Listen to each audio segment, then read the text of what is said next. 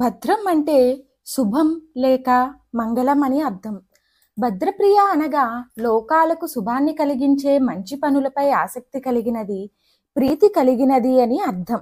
అమ్మవారిపై అత్యంత భక్తి శ్రద్ధలు కలిగిన వారికి ఆ తల్లి సృష్టిలో అంతా శుభమే, అన్నీ మంగళాలే. భద్ర అనగా పవిత్ర మనస్సు కలిగిన స్త్రీ. ఉత్తమ స్త్రీలంటే అమ్మవారికి అత్యంత ప్రీతి. ఆ స్త్రీలకు అమ్మవారికి అభేదాన్ని మన పురాణాలు చెబుతున్నాయి. భద్ర శబ్దానికి ఐశ్వర్యప్రదాలైన ఏనుగులు అని కూడా అర్థం. భద్రచాతి గజాలంటే అమ్మవారికి ప్రీతి. ఈ లోకంలో అందరికంటే గొప్పవాడు గురువు. ప్రపంచమంతా మనపై ఆగ్రహించిన రక్షించే ఏకైక శక్తి పరమాత్మ. ఆ పరమాత్మ ఆగ్రహిస్తే రక్షించేవాడు ఈ చరాచర జగత్తులో గురువు మాత్రమే. అందుకే గురోరన్యంన విద్యతే అని శాస్త్రాలన్నాయి.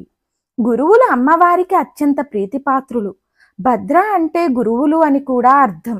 వారంటే అమ్మకు ఇష్టమని కూడా ఈ మంత్రార్థం.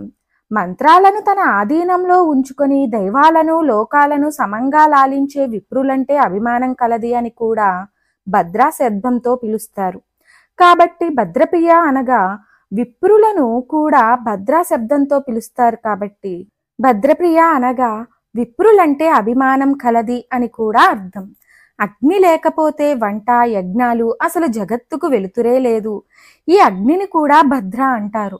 అమ్మవారికి అగ్ని మూడవ కన్ను కనుక అమ్మ అగ్నిప్రియ సువర్ణాన్ని కూడా భద్ర అనే అంటారు. బంగారం అంటే అమ్మవారికి ప్రీతి.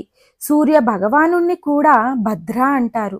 సూర్యుడిని అభిమానించే తల్లి అని కూడా ఈ మంత్రానికి అర్థం. జలాన్ని కూడా భద్ర అంటారు. లోకాలను రక్షించే మంచినీరంటే అమ్మవారికి ప్రీతి. లోకాలను లోకులను పరిపాలించే ప్రభువులను, ఆవునేతిని, పూతలను, సుగంధ ద్రవ్యాలను, రత్నాలను, అద్దాన్ని భద్రాలంటారు. ఇవన్నీ సృష్టించేది, వీటిని ఇష్టపడేది అమ్మవారు. మంచి గుణాలను కూడా భద్రాలంటారు. సుగుణప్రియ అని కూడా ఈ మంత్రానికి అర్థం చెప్పవచ్చును. ఈ మంత్ర ప్రయోగం ఫలితం తెలుసుకుందాం. వాహనాలు కావాలని కోరుకునేవారు 18 గురువారాలు ఈ మంత్రాన్ని రోజు 1008 సార్లు చొప్పున జపం చేసి అమ్మవారికి తీపిని నివేదించే వారికి కోరుకున్న వాహనం లభిస్తుంది. సువర్ణాభరణాలు కావాలని కోరుకునేవారు 41 రోజులు ఈ మంత్రాన్ని రోజు 1008 సార్లు జపిస్తే ఆభరణాలు లభిస్తాయి.